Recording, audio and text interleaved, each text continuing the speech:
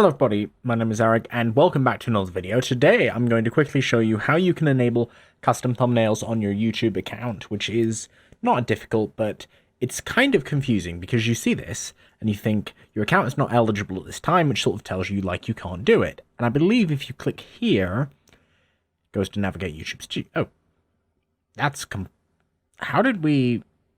I'm confused as to how this Help Center article seems to... didn't used to be this one, it used to be one that was actually relevant, so I don't know why that happened.